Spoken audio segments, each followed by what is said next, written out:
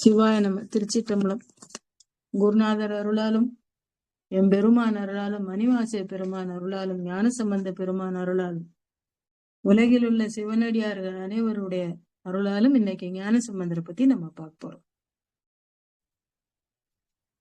உலகத்துக்கெல்லாம் இருக்கக்கூடிய தந்தையா இருக்கக்கூடிய சிவபெருமான அடையிறதுக்கு ஒவ்வொருத்தரும் எந்தெந்த வழியிலேயே முற்பட்டாங்க. ஆனா எம்பெருமானே கருணையோட ஒரு சில அவதார புருஷர்களை அனுப்பி வைப்பார். அப்படி வந்தவர் தான் ஞானசம்பந்த பெருமான். சைவமும் தமிழும் செஞ்ச தவப்பயனா தோன்றினவர் தான் இந்த ஆளுடைய பிள்ளை. அவர் அவதாரம் பண்ண திருத்தலம் சீர்காழி. 12 பேர் இருக்கு. இன்னைக்கு போனாலும் ஞானப்பால் ஊட்டின அந்த இடத்தையும் அந்த சுட்டி காட்டின அந்த தலத்தையும் நம்ம அழகா பார்க்கலாம். இன்னைக்கு போறக்கூடிய அங்க அந்த திருத்தலத்துக்கு போற அடியார்கள் அனைவர்களுக்கும் பால் கொடுப்பாங்க. மலை போல உள்ள இடத்துல சட்டநாதர் சன்னதி, 4 பெருமக்களும் போற்றி பாடினப்பட்ட பாடல் ஸ்தலம் இது. சிவனடியே சிந்திக்கக்கூடிய ஞானமும் பிறப்பினை அறுக்கக்கூடிய உயர்ந்த உமையற்ற கலைஞானம் உயர்வ என்ற மெஞ்ஞானமும் 3 வயசுல வரப்பெற்றவர் சீர்காழி பெருமான் ஞானசம்பந்த பெருமான். சிவபாத இருதயருக்கும் பகவதி அம்மையாருக்கும் அந்த சூரியன் இந்த கோள்கள்லாம் உச்சம் பெற்ற பொழுதுல பிறந்தவரா ஞானசம்பந்த பெருமான். அந்த சூதவினை சடங்குகள்லாம் முறையா செஞ்சதுக்கு அப்புறம் பிள்ளைய அருமையா வளர்க்குறாங்க. அப்ப வயது அவருக்கு 3 வயசு. ஒரு நாள் தந்தையாரு நீராட போறார். அந்த குழந்தை நானும் வருவேன்னு சொல்லி அடம் பண்ணி அழுகுது.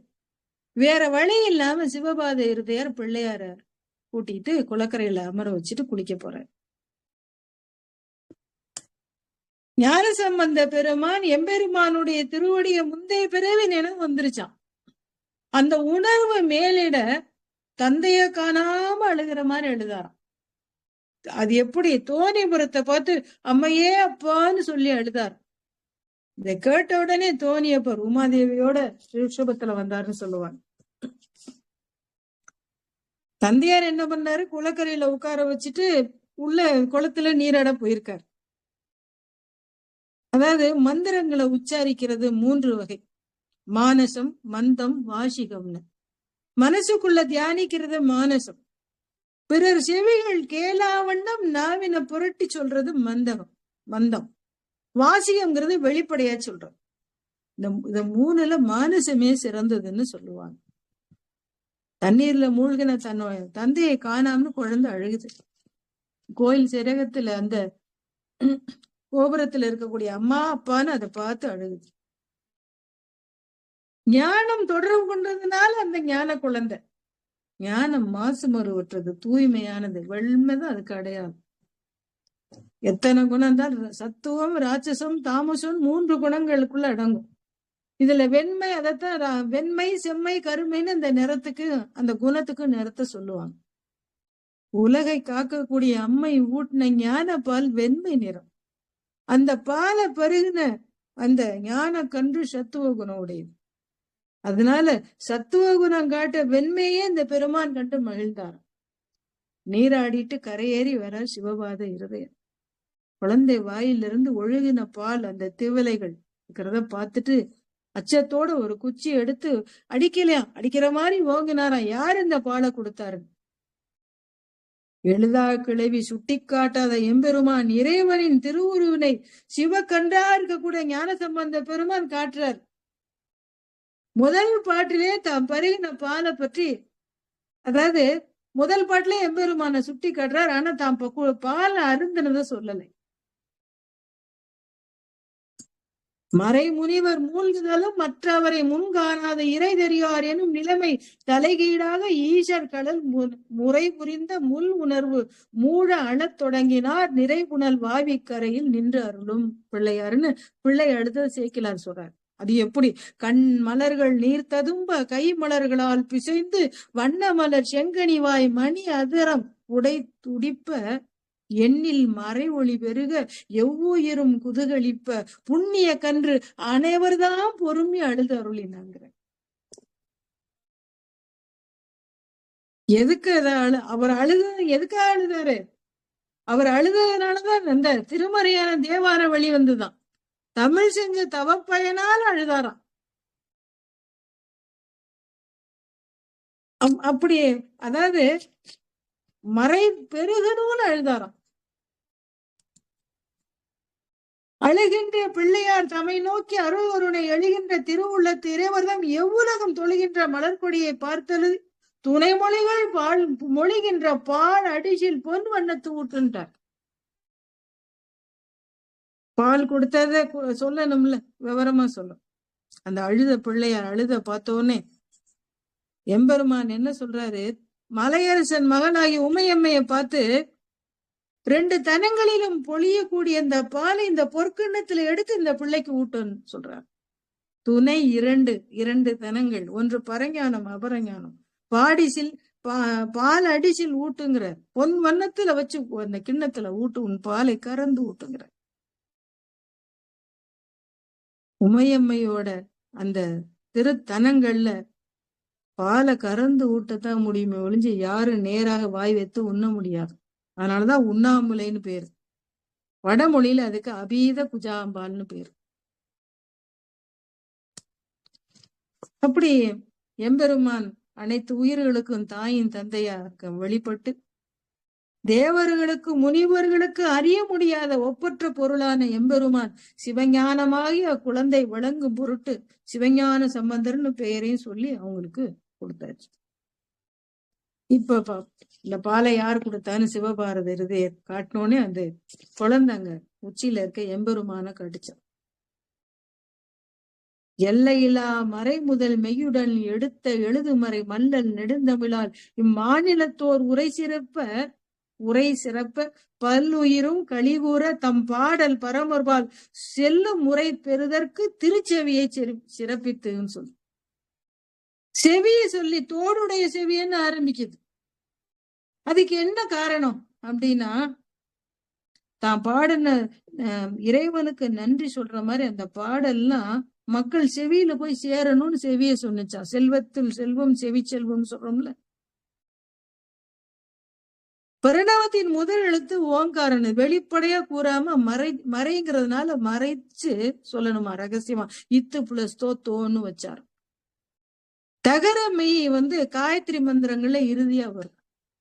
சாந்தோக்கிய உபநிஷத்துல பிரம்ம பொருளை குறிக்கக்கூடிய சொல்லாவும் இருக்கும். சத்துங்கிற சொல் இறுதி எழுத்தாகிய இத்துங்கிற சிவரூபம் வாயு சங்கீதையில சொல்லப்படும். அதாவது அது என்ன சொல்லுன்னா, சக்தியின் சிவமும் சத் சொல்லின் முதலிலையும் இறுதி நிலையும்னு சொல்லக்கூடியது. தோடுடைய செவியல்னு சொல்லாம பால் கொடுத்து உமையம்மை தானே செவியன்னு ஏன் சொன்னார்? அந்த ஒரு வார்த்தைக்கு 1000 பொன் பெறும்னு சொல்லுவாங்க. செவியன்னு சொன்னா அம்மைய மட்டும்தான் சொல்ற மாதிரி இருக்கும். செவியன்னு சொல்லாம செவ்வியன்னு சொன்னதுனால அம்மையோடு சேர்ந்து இருக்கக்கூடிய அப்பனையும் சொல்லிட்டார். அப்படி சிறப்பு பெறும்படி தொடங்கிய அந்த தோளுடைய செவியன்கிற அந்த பதிகத்தை பிரம்மபுரத்தில் வீட்டிருக்கக்கூடிய இறைவனை அடையாளங்களோடு சொல்லி இத செஞ்சவன் என் தந்தைன்னு சொன்னாராம். இவன்னு ஏன் சொல்றாரு அதையும் நம்ம பார்க்கணும். ஆங்கிற எழுத்து தொலைவுல இருக்கும், ஈங்கிற எழுத்து அண்மையில இருக்கக்கூடிய சுட்டு எழுத்து. ஞானப்பால் கொண்ட குழந்தை என்ன சொல்லுது, இவனன்றேன்னு பக்கத்துல இருக்கிற மாதிரி சுட்டி காட்டணும். அந்த பெருமானின் திருவடியில சொல்லி நம்ம இன்னைக்கு ஞான சம்பந்த பெருமானோட அந்த பாட்டுகளையும் அது பொருளையும் இன்னைக்கு பார்ப்போம்.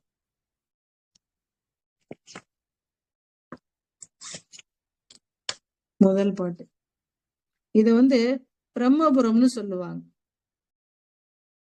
பிரம்மபுரம், வேணுபுரம், புகழி, வெங்குரு, தோணிபுரம், பூந்தாராய், புறவம், சண்பை, காழி, கொச்சவயம், கழுமலம், சிரபுரம்னு 12 பேருக்கு. அந்த 12 பேருக்குள்ள என்ன காரணங்கிறதே நம்ம அந்தந்த ஊருக்கு வரும்போது நம்ம பார்ப்போம்.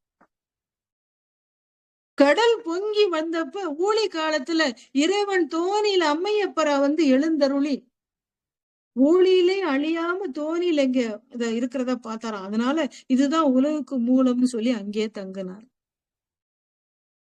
ரோமோச முனிவருக்கா இறைவன் கைலை அதாவது கைலை மலையை ஒண்ணு தோற்றுவித்து தானும் அம்மையப்பரா இருந்து காட்சி கொடுத்தான். இங்குள்ள தோணிய தேவர்கள், இங்க இருக்க தோணிய தேவர்கள் எப்படி 20 பறவை உருக்கொண்டு தாங்குறாங்களாம் தேவர்கள். இங்க இறைவன் எப்படி பார்க்கலாம்? குரு, லிங்கம், சங்கமம்னு 3 திருமேனிகள்ல வழிபடலாம். குருமூர்த்தம் தோணியப்பர், லிங்கமூர்த்தம் பிரம்மபுரீஸ்வர், சங்கம மூர்த்தம் சட்டைநாதர். சுவாமி பேரு பிரம்மபுரீஸ்வரர், அம்மை திருநிலை நாயகி, தலமரம் பாரிஜாதம், தீர்த்தம் பிரம்ம தீர்த்தம். பிரம்மன் ரொம்ப அகங்காரத்தோட இருந்ததுனால அவனோட ஒரு தலைய வீரபத்ரனை கொண்டு கிள்ளிட்டார். கிள்ள உடனே அவனோட படைப்பு தொழில் அந்த தன்மையும் மங்கி போச்சான். அப்ப பழையபடி தன்னோட படைப்பு தொழில தொடரும் பொருட்டு பிரம்மன் இங்க வழிபட்டதுனால இதுக்கு பிரம்மபுரம்னு பேரு.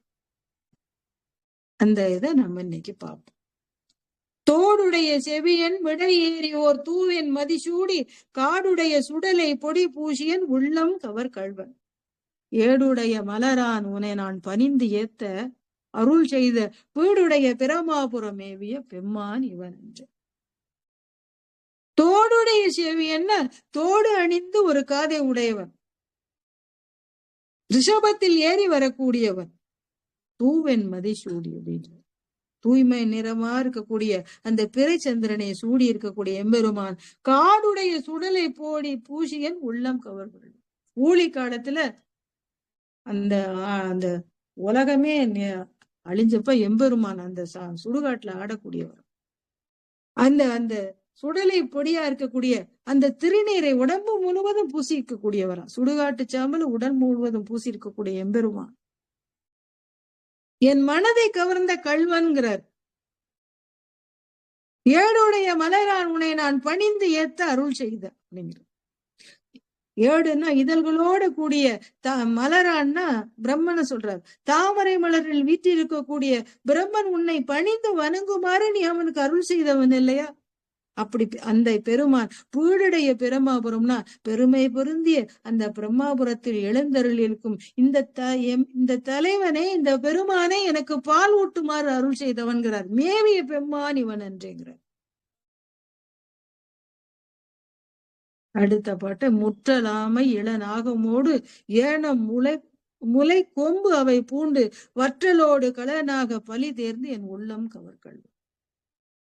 முற்றலாமை அப்படின்னா பண்டைய திருமால் ஆம அவதாரம் எடுத்தப்ப அந்த தன்னோட அரக்கனுக்கு, அதாவது உள்ள அவதாரம் எடுத்ததுக்கு அப்புறமும் அந்த ஆணவம் அடங்காம அப்படி ஆக்ரோஷமா இருந்தான்.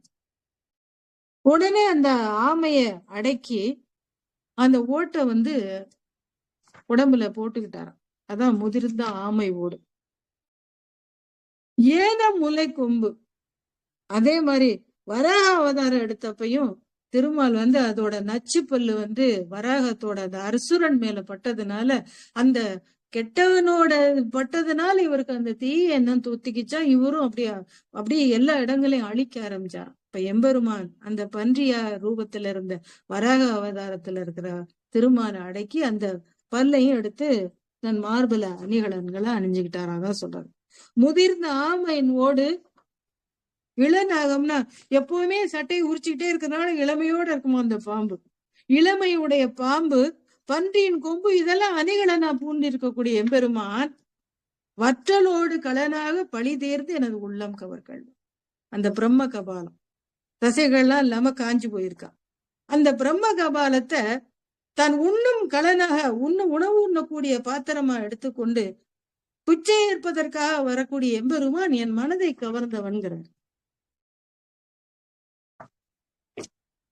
அதாவது கள்வன்னா இன்னும் சொல்லலாம், ஐம்புலன்களை அடக்கி உலக உயிர்கள் உய்யும் பொருட்டு நம் மனதை கொள்ளை கொண்ட கள்வன்.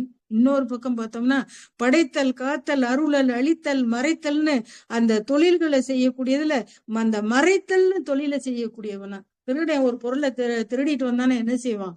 எல்லாரும் தெரியுமா இப்ப ஒளிச்சு வைப்பான் இல்லையா? அந்த மறைத்தல் தொழிலை மறைமுகமா சொல்றாருன்னு சொல்லுவாங்க. கற்றல் கேட்டல் உடையார் பெரியார் களல் கையால் தொழுது ஏத்த பெற்றமூர்ந்த பிரமாபுரம் மேவிய பெம்மான் இவன். பெற்றோம்னா இங்க ஏறுதுன்னு அர்த்தம். ஞான நூல்களை கற்றவர்களும் கேட்டவர்களும் நிறைந்த பெரியோர்கள் தங்களுடைய கைகளால் உன் திருவடியை வணங்குறாங்க.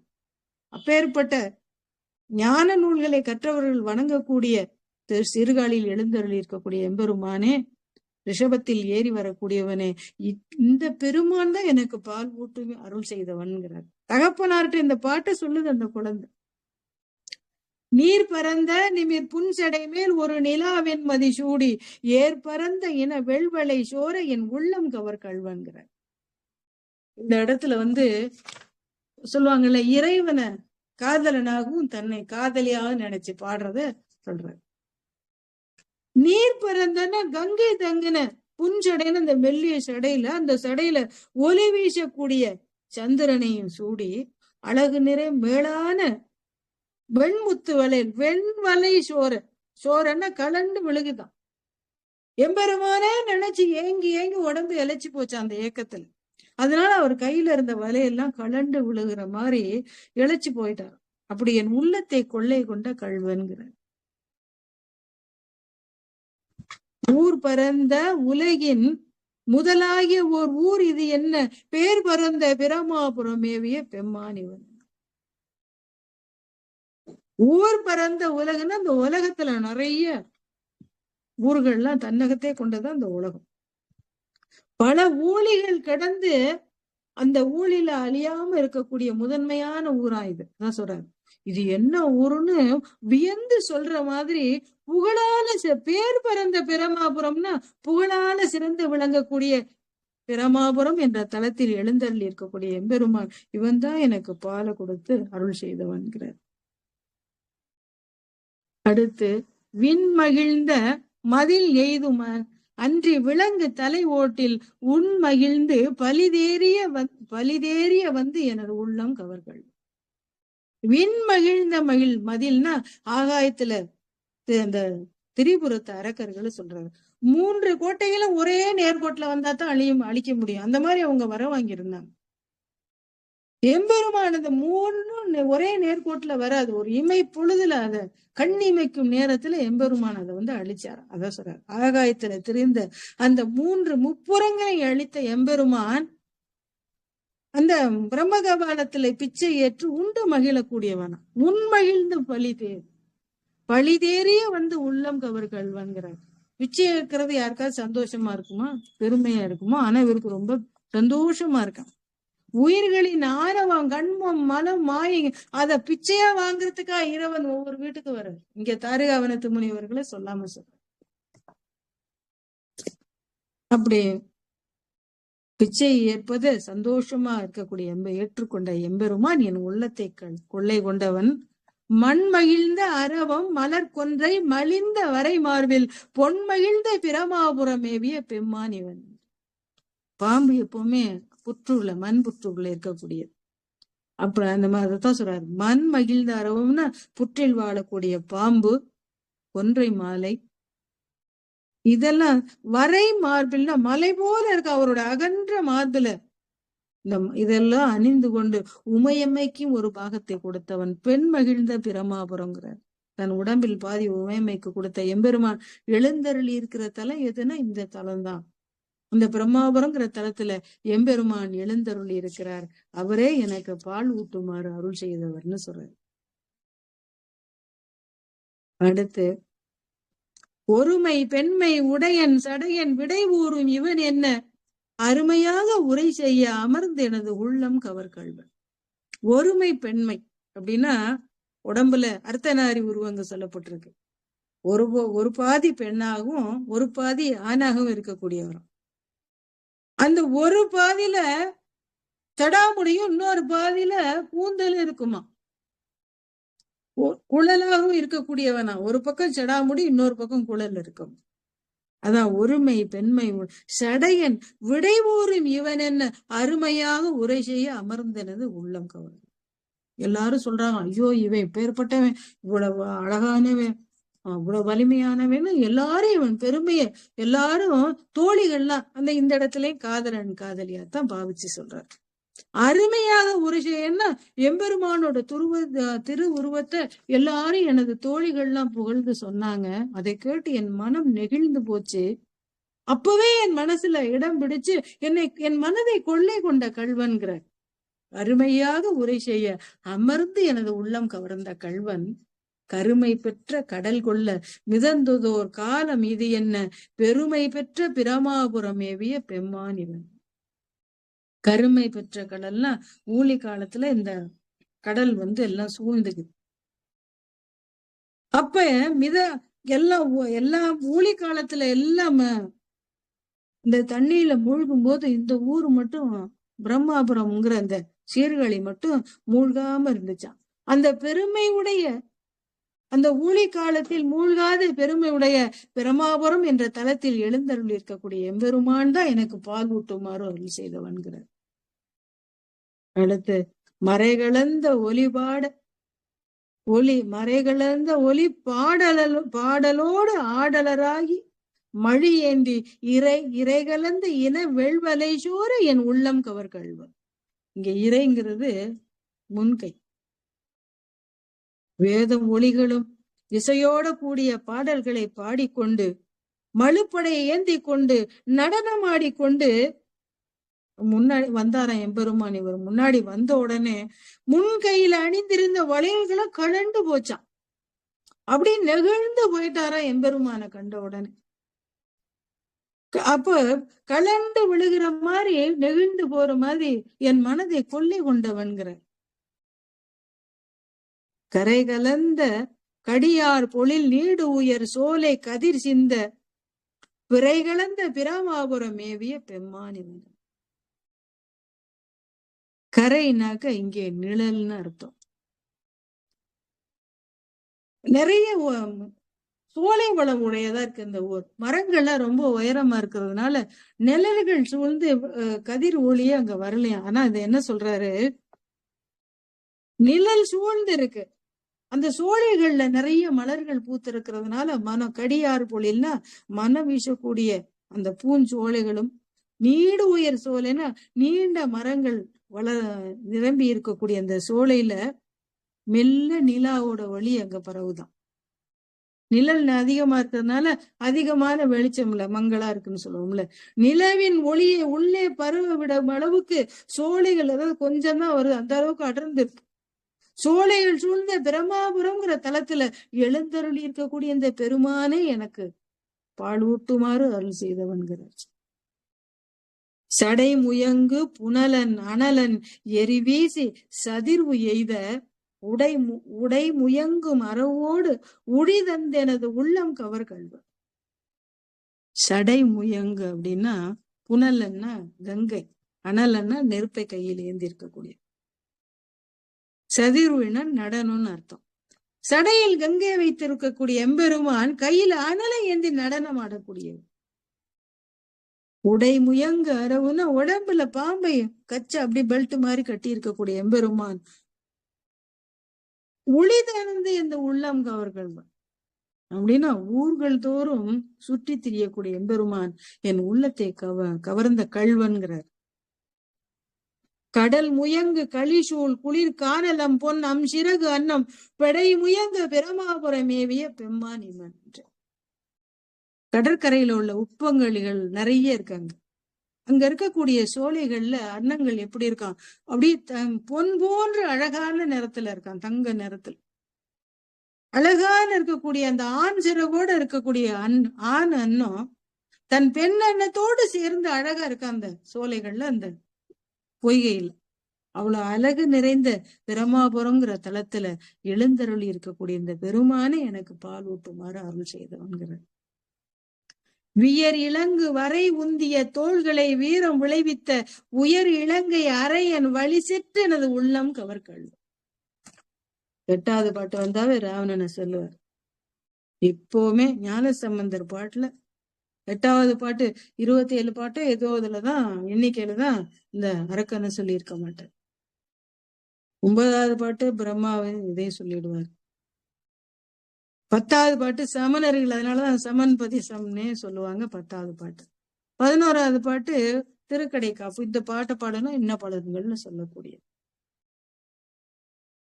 வியர் இலங்கு வரை உந்தி அப்படின்னா வியர்வையும் வலிமை உடைய தோள்களை கொண்டு கையில மலைய அதாவது போற வழியில இடைஞ்சலா இருக்கு தன்னோட புஷ்பமானது, அதை தள்ளி வைக்கணும்னு நினைக்கிறான். வீரம் விளைவித்த உயர் இலங்கை அரையன் வலி செற்றனது உள்ளங்கோ. அரையன்னா அரசன், இலங்கை நாட்டு அரசன் தன்னுடைய வலிமையற்றையும் தன்னுடைய வலிமையிலையும் தன்னுடைய புகழையும் செருக்குற்று அதை பேர்த்து வைக்கணும்னு நினைக்கிறான். அப்ப நந்தியம்பெருமான் சொல்றாரு, வணக்கத்துக்குரிய மலை பெருமை மிகுந்தது, இதை எம்பெருமான் இருக்கக்கூடிய இடம், இது நீ வலம் வந்து போங்கிறார். செருக்காடு சொல்றான், குரங்கு மூஞ்சி மாதிரி இருக்க உன் பேச்சா நான் கேட்பேனா, நான் எப்பேற்பட்டாள் அப்படின்னு பேத்து எடுக்கணும்னு நினைக்க அந்த வார்த்தையை சொன்ன உடனே நந்தியம்பெருமான் சொன்ன, குரங்குகளால் உன் நாடு அழியும்னு சாபம் விட்டார். அதான் பின்னாடி ராவணன் அழிந்த கதை இது. அப்படி பேர்த்து எடுக்கணும்னு வலிமையோட நினைச்சத அப்ப அவனுடைய வலிமையை அழித்து அவனுக்கு பின்னாடி அருளும் செஞ்சவர் இந்த எம்பெருமான் எனது உள்ளத்தை கொள்ளை கொண்டவன்கிறார். வலி செற்றுனா வலிமை, அவனுடைய செருக்கை அடக்கியவர். துயர் இளங்கும் உலகில் பல ஊழிகள் தோறும் பொழுது எல்லாம் பெயர் இளங்கு பிரமாபுரம் மேவிய பெம்மானி. மனதை துயரம், வாழ்க்கையின் எப்பவுமே சந்தோஷமாவா இருக்கும்.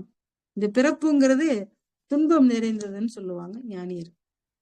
இந்த துன்பம் நிறைந்த இந்த உலகத்துல பல ஊழிகள் தோன்றினாலும் அந்த அத்தனை காலங்களும் அழியாம நிலைத்து நின்ற புகழை உடையதான் இந்த பிரமாபுரம்ங்கிற ஸ்தலம். அந்த தலத்தில் எழுந்தருளி இருக்கக்கூடிய இந்த பெருமானே எனது உள்ளத்தை கவர்ந்தவன், எனக்கு பால் ஊட்டுமாறு அருள் செய்தவன்கிறார். 9வது பாட்டு. தானுதல் செய்து இறை காணிய மாலோடு தன் தாமரையானும் நீணுதல் செய்து ஒளிய நிமிர்ந்தான் எனது உள்ளம் கவர்கள்.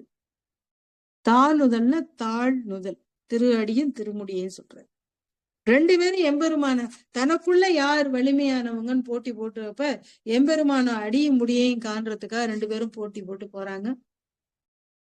பிரம்மா அன்ன ரூபம் எடுத்தும் திருமால் பன்றி ரூபம் எடுத்தும் கீழே மண்ணை தோண்டிட்டு போறாங்க. அடிய முடியும் காண முடியல.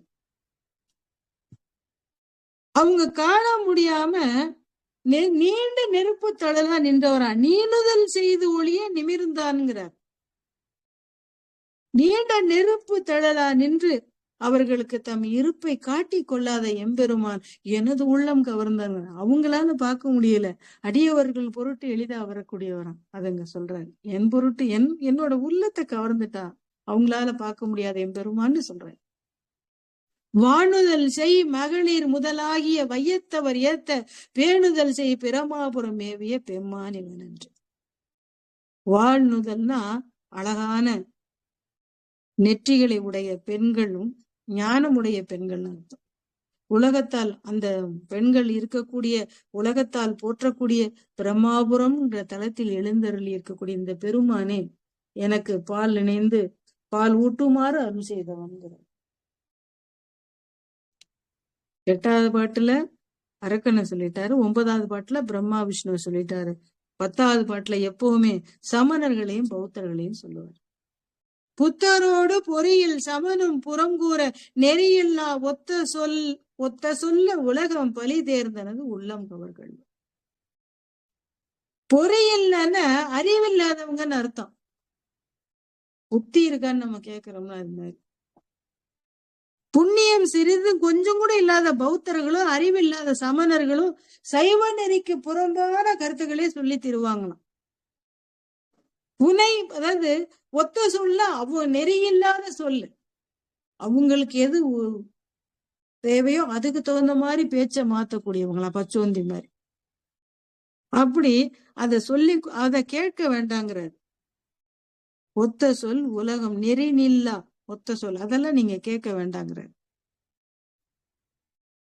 உலகம் பழிதேர்ந்த எனது உள்ளம் கவர்கள்வன்கிறார். உலகம் முழுவதும் சுற்றி திரிந்து பிச்சை ஏற்றி என் உள்ளத்தை கொள்ளை கொண்ட கல்வன்கிறார். மத்த யானை மருக மருக உரி போர்த்தது ஓர் மாயம் இது என்ன? மருக உரி போர்த்தது ஓர் மாயம் இது என்ன? பித்தர் போலும் பிரமாபுரம் மேவிய பெம்மான் இவன் என்று. தாரகாவனத்து முனிவர்கள் அபிச்சார வேள்வி செய்து ஒரு யானை அனுப்புறாங்க. அந்த யானையை எதிர்த்து அந்த யானையே பயப்படுற மாதிரி அந்த தோலை உரிச்சு உடம்புல போட்டுக்கிட்டாரு. பாக்குறவங்கள ஒரு நொடியில இது என்ன மாயாஜாலம் போல செஞ்சிட்டாளேன்னு எல்லாரும் நினைச்சாங்களாம். மாயம் இது என்ன? பித்தர் போலும் பிரமாபுரம் மேவி, பித்தனை போது சுற்றி திரியக்கூடிய இந்த எம்பெருமான் பிரமாபுரம்ங்கிற தலத்துல எழுந்தருள் இருக்கின்றான். இந்த பெருமானே எனக்கு பால் ஊட்டுமாறு அருள் செய்தவன்னு சொல்றார். அடுத்த பாட்டு எப்பவுமே திருக்கடை காப்பா சொல்லக்கூடிய இந்த பாட்டு. அருநெறிய மறைவல்ல முனியகன் பொய்கை அலர்மேய பெருநெறிய பிராமாபுரம் மேவிய பெம்மான் இவன் தன்னை. பிரம்மன் வணங்கினதை அந்த கடைசியா இந்த பாட்டுல சொல்லிட்டார். அரிய வேதங்களை கற்று தேர்ந்த பிரம்மன் வழிபட்டதும், பொய்கையில் பூக்கள் நிறைந்து இருக்கக்கூடியதும், அங்க இருக்க குளங்கள்ல பூக்கள் நிறைய மலர்ந்திருக்கும். அலர்னா பூக்கள். பெருநெறிய பிரம்மாபுரம் மேவிய சைவ நெறியில் சிறந்து விளங்கக்கூடிய இந்த பிரம்மாபுரம்ங்கிற தலத்துல எழுந்தருளி இருக்கக்கூடிய இந்த பெருமான் இவன் தன்னை ஒரு நெறிய மனம் வைத்து உணர்ஞான சம்பந்தன் உரை செய்த திருநெறிய தமிழ் வல்லவர் தொல்வினை தீர்தல் எளிதான். இந்த பிரம்மாபுரத்தில் எழுந்தருளி இருக்கின்ற பெருமான் எனக்கு பால் ஊட்டுமாறு அருள் செய்த இவனை ஒருமைப்பட்ட மனதோடு ஞான சம்பந்தன் பாடின இந்த பாட்டை யார் பாடுறாங்களோ அப்படி பாடி வழிபடக்கூடியவங்களுடைய தொல்வினை தீருங்கிறது அது ரொம்ப ஈஸியா முடிஞ்சிருப்பாங்களே. ரொம்ப எளிதான வேலைங்கிறார். எளிதாமேன்ட்டார். தொல்வினைன்னா சொல்லும்ல, சஞ்சிதம், ஆகாமியம், பிராரப்தம்னு சொல்லக்கூடிய தொல்வினைன்னா அந்த நம்ம தொட்டு வரக்கூடிய அந்த வினைகள்லாம் அழிஞ்சு போகும். பழமையான வினைகள்லாம் அழிஞ்சு போயிடும்னு சொல்றார். ஞான சம்பந்தர் அருளால இந்த பாட்டை நம்ம வீட்டுல இருந்தபடியே சிந்திச்சிருக்கோம். கட்டாயம் நமக்கு தோல்வினைகள் தீரும். அடுத்த பாட்டு திருப்புறவங்கிற ஊர். பதிகத்தை நிறைவு செஞ்ச உடனே தேவர்கள்லாம் பூமாரி பொழிஞ்சாங்களாம். திரும்பவும் தோணிபுரத்துல இறைவனும் எழுந்தருள்ளாங்க. பிள்ளையார் அப்படியே பச்சை கண்டு வாங்காம அங்கேயே போறார். சிவபாத இருதயருக்கு என்ன செய்யறதுன்னு சிவ அவதாரத்து அதாவது சிவனுடைய அந்த கோபத்துக்கு ஆளாயிருவோமோன்னு பயப்பட்டாராம். கையில இருந்த குச்சியை நழுவ விட்டாராம். இறைவனை இவரால பார்க்க முடியலைனால் கை மேல தரையை வச்சு தன் மகன் பின்னாடியே போனார். முதல்ல பாடினது குலக்கரையில பாடினது. இப்ப கோயிலுக்குள்ளே போயாச்சு. தோல்ல தூக்கி வச்சுட்டு கோயிலுக்குள்ள போயாச்சு. கோயில்ல போய் இந்த பதிகத்தை பாடுறாரு. சிவபெருமான் அந்த தோணியில எழுந்தருளி இருந்த திறத்தை பத்தி பாடுறாரு. ரொம்ப அருமையான பாடல். அதாவது புறவம்னு சொன்னா புறா வழிபட்ட ஸ்தலம்னு சொல்லுவாங்க. தந்தையார் தொடர மாதிரி சன்னதிக்கு வந்தாரு ஞான சம்பந்த பெருமான். அங்க இங்க பாடுறாரு. அதாவது புறா இந்த சிபி சக்கரவர்த்தி ரொம்ப நேர்மையில சிறந்திருந்தான். அவனை சோதிக்கும் பொருட்டு புறாவாக வந்தவன் அக்னி தேவன், பருந்தாக வந்தவன் இந்திரன். ரெண்டு பேரும் இங்க புறா சிபி சக்கரவர்த்தி மடியில தொடையில விழுகுது. உடனே அந்த புறாவன்கிட்ட குடுக்க சொல்லி அந்த பருந்து கேக்குது, எனக்கு தான் அந்த புறாவுக்கு இடையா நான் என்னோட சதைகளை தரேன்னு தொடையில அமர்ந்ததுனால அந்த தொட சதை வேணும்னு கேட்கும். நறுக்கி வைக்க அந்த தராசு புறா இருக்கிற பக்கம் உயர்ந்துகிட்டே போகுது, இவர் சதை வச்ச பக்கம் இறங்கிக்கிட்டே இருக்கு. ஒரு குறிப்பிட்ட நேரத்துக்கு அப்புறம் இவரே ஏறி அந்த தராசுல உட்கார்ந்துட்டார். அப்ப எம்பெருமானே காட்சி கொடுத்து அவரை சோதிக்க வந்தோன்னு சொல்லிட்டாங்க. அந்த புறாவா வந்த அக்னி தேவன் தான் செஞ்சது தவறுன்னு உணர்ந்து எம்பெருமான் இங்க வணங்கினான். அந்த பழி பாவம் போட்டுங்கிறதுக்காக வணங்கினான்.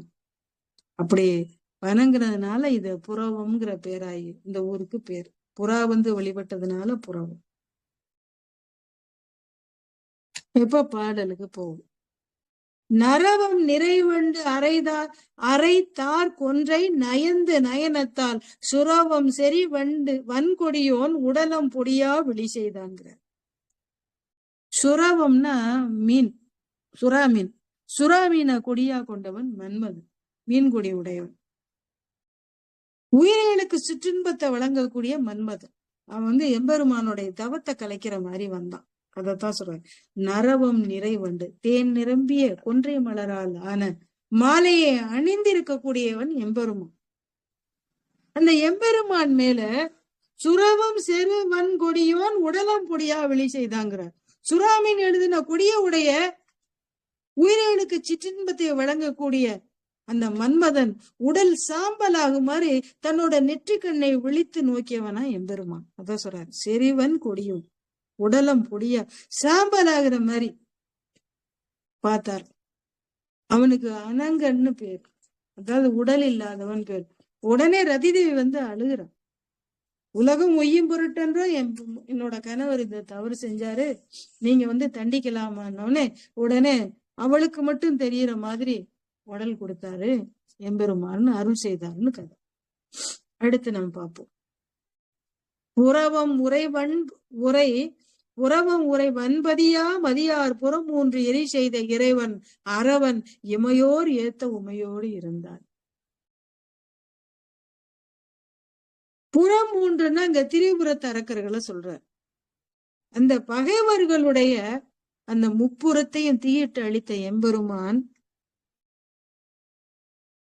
அந்த எம்பெருமான யார் மனசுல நினைச்சாங்களோ அவங்க உறைவன் பதியா.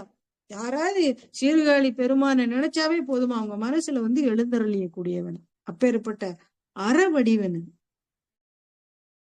புறவம் பதியான அந்த புறவம்ங்கிற அந்த பெயரையுடைய சீர்காழிங்கிற தலத்தை தான் வாழும் தளமாக கொண்ட எம்பெருமான் தேவர்கள் போற்றி வணங்க இமையோர் ஏத்த உமையோடு இருந்தான்கிறார்.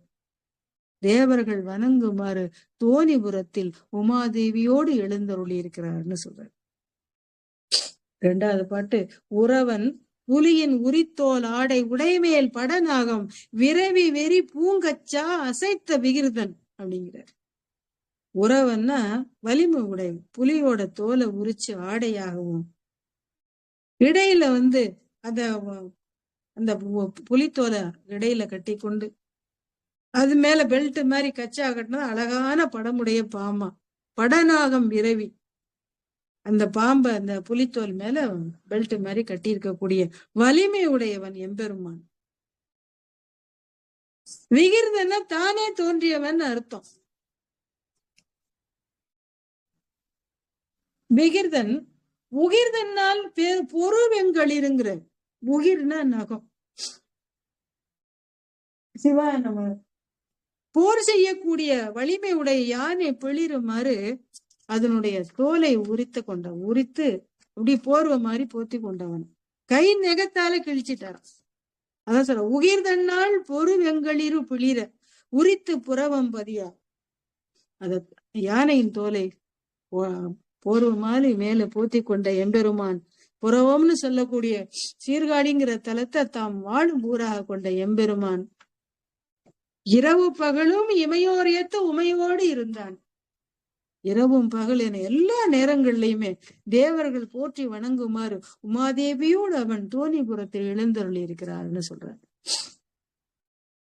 அடுத்து பந்தமுடைய பூதம் பாட பாதம் சிலம்பு ஆர்க்க கந்த மல்கு குடலி காண கரிகாட்டில் எரியாடி. கரிகாடுன்னா சுடுகாடு. சுடுகாட்டுல சாம்பல் கறிக்கட்டை எல்லாம் தானே கிடக்கும். அதான் சொல்றாரு. எம்பெருமான் மேல திருவடி பற்றுடைய அந்த பந்தமுடையன நீங்காத பற்றுடைய அந்த பூதங்கணங்கள்லாம் பாட்டு பாடுது. சிலம்பு ஆர்க்க பூதங்கள் பாட திருவடியில் சிலம்பு ஒலிக்க கந்தமழ்கு குழலினா மனமுடைய கூந்தலை உடைய உமாதேவி பாக்குற மாதிரி சுடுகாட்டுல நெருப்பின் நடுவில் நின்று நடனம் ஆடக்கூடியவன் இந்த எம்பெருமான். பேரப்பட்ட எம்பெருமான் அந்தன் கடல் சூழ்ந்து அழகார் புறவம் பதியா அமர்வு எய்தி எந்த பெருமான் இமையோர் ஏத்து உமையோடு இருந்தானேங்கிறது. அந்த குளிர்ந்தான் அர்த்தம். அழகான குளிர்ந்த கடற்கரை அருகில் உள்ள புறவங்கிற இந்த சீர்காழி பதிய தன்னுடைய ஊராக கொண்டு அங்கே தங்கி இருக்கிறான் எம்பெருமான். அவன் யார் தெரியுமா? எனக்கு தலைவன்கிறார். எனக்கு தலைவனா இருக்கக்கூடிய இறைவன் இமையோர் ஏத்த உமையோடு இருந்தானேங்கிறார். தேவர்கள் போற்றி வணங்குமாறு உமாதேவியோடு அந்த தோணிபுரத்தில் எழுந்தளிருக்கிறார். சிவ சிவ நினைவார் இணைய இனியான் பணியார் மலர் தூய் நித்தலும் கனையார் விடை ஒன்று உடையான் கங்கை திங்கள் கமல் கொன்றை புனைவார் சடையின் முடியான். நினைவார் நினைய இனியான்னு சொல்லிட்டார். அருமையான வார்த்தை.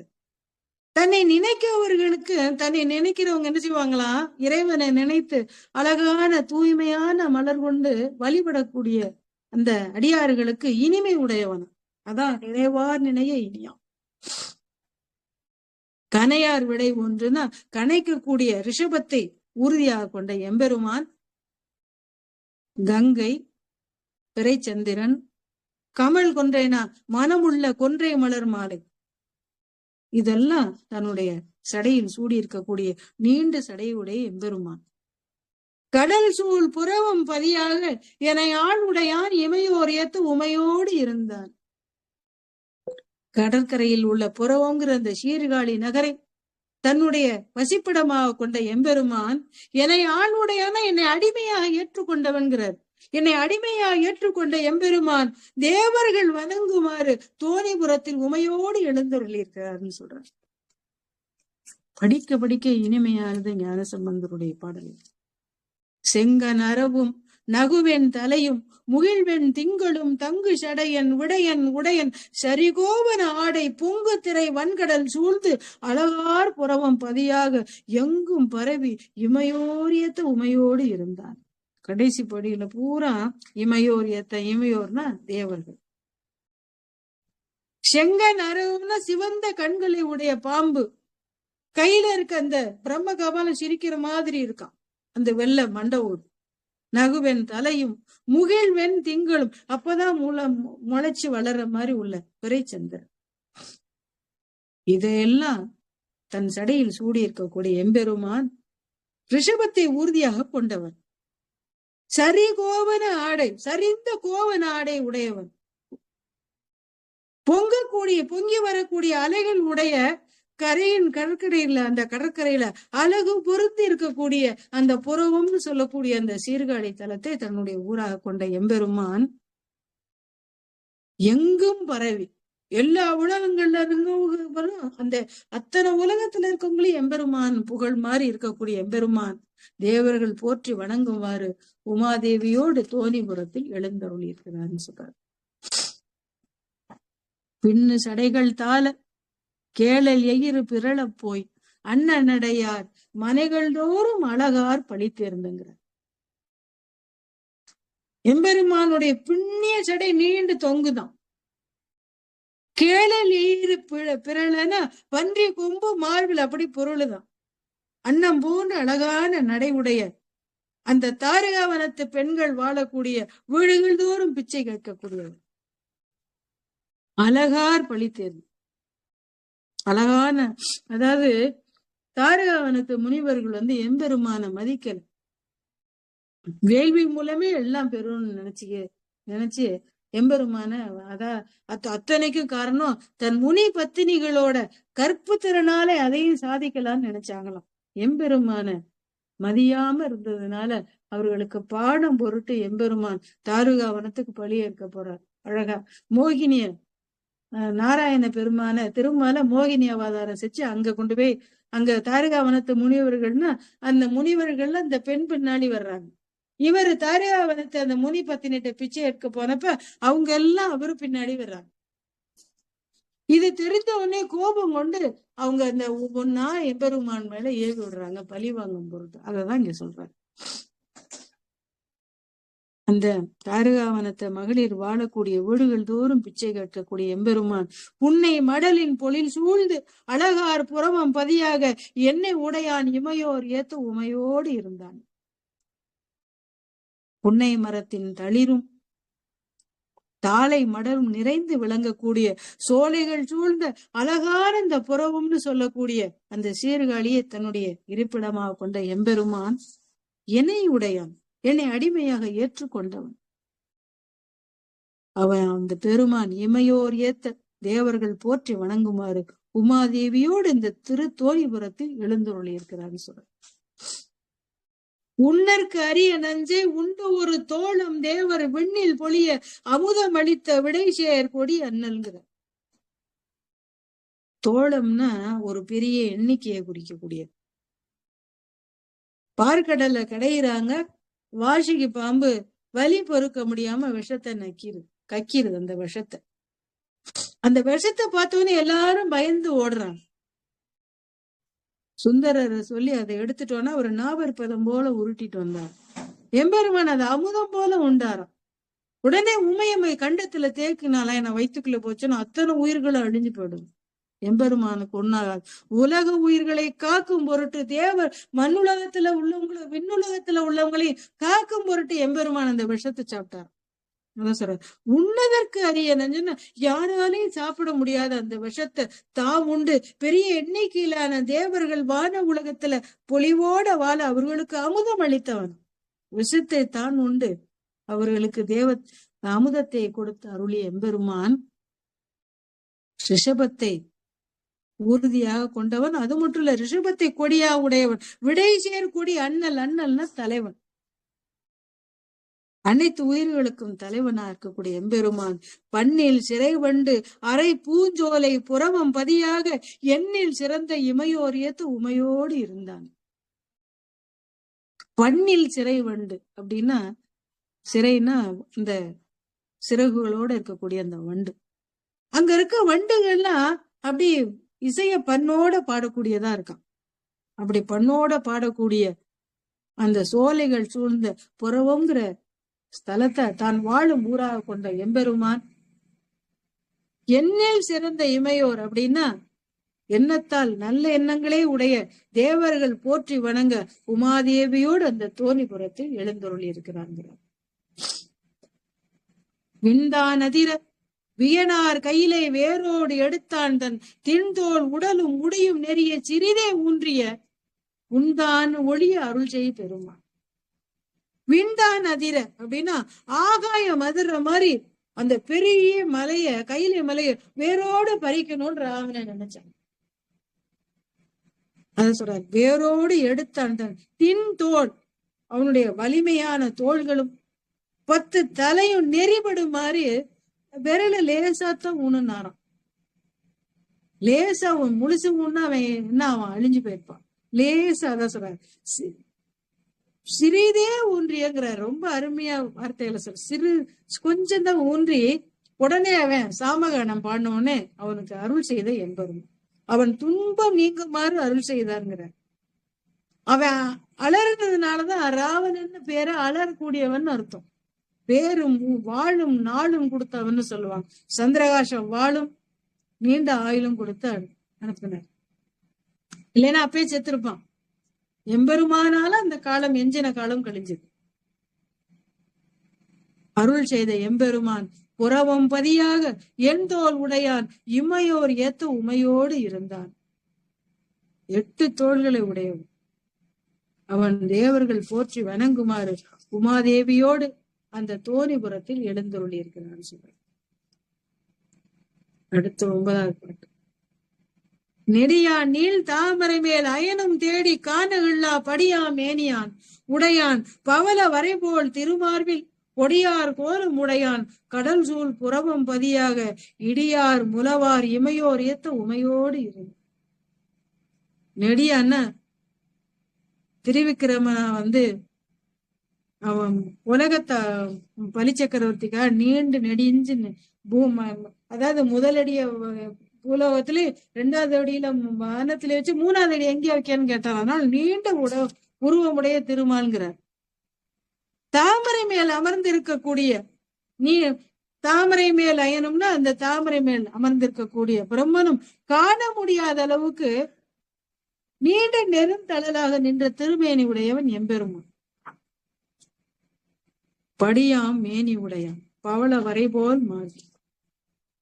படியாம் மேனா நீண்ட நெடியுடைய அளவு அளக்க முடியாத திருமேனி உடையவன், பவளமலை போல சிறந்து விளங்கக்கூடிய சிவந்த செந்நிறம் உடையவன் இல்லையா, பவளம் போல இருக்கான் அவன் உடம்பு. அந்த சிவந்த மேனியில அழகான அந்த அகன்ற திருமார்புல திருநீர் பூசி இருக்காரு.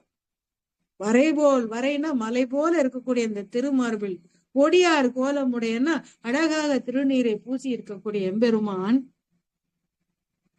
சீர்காழியை தான் வாழும் ஊராக கொண்டவன். இடியார் முழவர் அப்படின்னா முழவு இடி போல விளங்கக்கூடியதும், அந்த மத்தளங்கள் இடி போல முழங்க தேவர்கள் போற்றி வணங்க அவன் உமாதேவியோடு தோணிபுரத்தில் எழுந்தவளி. முழவங்கிறதுக்கு ஒரு அருமையான கருத்தை வாரியார் ஒரு சொல்லியிருப்பாரு. அதாவது எப்படின்னா, காட்டுல வாழக்கூடிய எருது அந்த சிங்கத்தை எதிர்கொண்டு சிங்கத்தை கொன்னுட்டு அப்புறம் அது இறந்துருமா. அப்படி வலிமையோட எதிர்த்த அந்த அந்த காளையோட தோலை கொண்டு வந்து அரசர்கள் வந்து சந்தன மரத்தால அதை போர்த்தி அதை முரசு செய்வாங்களாம். அந்த முரசை எதுல வச்சிருப்பாங்களாம், பெரிய அந்த அதுக்கு ஒரு ஆசனம் மாதிரி செஞ்சு அதுல வச்சிருப்பாங்க. வெற்றி முரசு கோயில்களுக்கெல்லாம் அதைத்தான் உபயோகப்படுத்துவாங்களாம். அதைதான் முழவு. அந்த முழவுனா அவ்வளவு சிறப்பு உடையது. அந்த மத்தள போல இடிவாச மாதிரி அந்த அந்த முழவெல்லாம் எதிரொலிக்க தேவர்கள் போற்றி வணங்க அவன் உமாதேவியோடு அந்த தோணிபுரத்தில் எழுந்தொருளி இருக்கிறார் ஈஸ்வரன். அடுத்து 10வது பாட்டு. ஆளும் மயிலின் பீழி அமரர் அறிவில் சிறு தேரர் கோளும் மொழிகள் ஒழிய குளவும் தழலும் எழில்வானும் போலும் வடிவுடைய. ஆடுகின்ற மயில் பீழியை கையில் கொண்டு செல்லக்கூடிய சமணர்களும் அறிவு குறைவுடைய பௌத்தர்கள் அவங்க சொல்லக்கூடிய அந்த நெறியில்லாத மொழிகளை கேட்க வேணாம். அவங்க சொல்லக்கூடியதெல்லாம் பொய்யுங்கிறது. கற்று தேர்ந்த அறிவுடையவர்கள் சொல்லக்கூடிய நல்ல கருத்தெல்லாம் திருடி இவங்க கருத்தா சொல்லுவாங்களாம். அப்படி அவங்க சொல்லக்கூடிய பொருளற்ற சொற்களை அதை கேட்க வேணாங்கிற ஒளிய உளவும் தழலும் எழில்வானும் போலும் வடிவுடைய. அவன் எப்படி இருக்கு, அவனோட உடம்பு கொழுந்து விட்டு எறியக்கூடிய தீச்சுடர் மாதிரியும் செவ்வானத்தின் நிறம் போலவும் அவனுடைய திருமேனி இருக்கும். சிவந்த திருமேனி உடையவன் கடல் சூழ் புறவம் பதியாக 7 வகையால் இமையுயர்த்த உமையோடு இருந்தார். எப்பவுமே எம்பெருமானுடைய மேனி சிவந்த திருமேனி. எழில் வானம்னா அந்த அந்தி செவ்வான மாதிரி சிவந்த திருமேனி உடைய எம்பெருமான் அந்த கடற்கரையின் புறவம்ங்கிற கரையில இருக்கக்கூடிய புறவம்னு சொல்லக்கூடிய அந்த சீர்காழி பதிகத்தினுடைய ஊராக கொண்ட எம்பெருமான் தேவர்கள் போற்றி வணங்குமாறு உமையம்மையோடு அந்த தோணிபுரத்தில் எழுந்தருளி இருக்கிறான்னு சொல்றார். அடுத்து திருக்கடை காப்புன்னு சொல்லக்கூடிய இந்த பாடலுக்கு நம்ம வந்துட்டோம். பொன்னார் மாடம் நீடும் செல்வ புறமும் பதியாக மின்னார் இடையால் உமையாலோடு இருந்த விமலனை தன்னார்வும் தமிழன் விரகன் உரைத்த தமிழ் மாலை பன்னாள் பாடி ஆட பிரியார் பரலோகம் தானேங்கிறார். பொன் போன்ற அழகுனது செல்வ செழிப்பு உடைய நீண்ட அழகான மாளிகைகள் உடையதான் அந்த புறவங்கிற பதி. அந்த தலத்தை தான் வாழ ஊராக கொண்டு மின்னல் போன்ற சின்ன இடையுடைய உமாதேவியோடு எழுந்தருளி இருக்கக்கூடிய எம்பெருமான் விமலன், குற்றமற்றவன், தூயவன். அந்த எம்பெருமான் மீது தன்னார்வம் தமிழன் விரகன்கிறார். விரகன்னா தமிழ் மொழியில சிறந்த, தமிழ் மீது தீராத பற்றுடைய ஞான சம்பந்தன் போற்றி பாடிய அந்த தமிழ் பாமாலைகளை பல நாள் பாடியும் பாடி ஆடி அப்படிங்கிறார். பாடி ஆடி வழிபடக்கூடியவங்க பரலோகம்னா சிவலோகம் செல்லக்கூடியவங்கிறார். சிவலோகம் போறவங்க அதனை விட்டு மீளவும் மாட்டாங்கன்னு சொல்றாரு. எம்பெருமான வீட்டுல இருந்தே இங்க ஞான சம்பந்த பெருமான வணங்கி இருக்கோம். இந்த தோணிபுரத்து எம்பெருமான வணங்கின 3 வயசுல அந்த பாடின அந்த ஞான குழந்தை பாடி இருக்கோம். இந்த பாட்டை கேட்ட அனைத்து அடியார்களும் எம்பெருமானின் திருவருளை பெறணும்னு சொல்லி வந்திருக்க அடியார் அனைவரையும் வணங்கி வாய்ப்பு தந்த இந்த மெய்ப்பொருள் ஆன்மீக மையத்துக்கு நன்றி கூறி விடைபெறுகிறேன். சிவாய நம. திருச்சிற்றம்பலம்.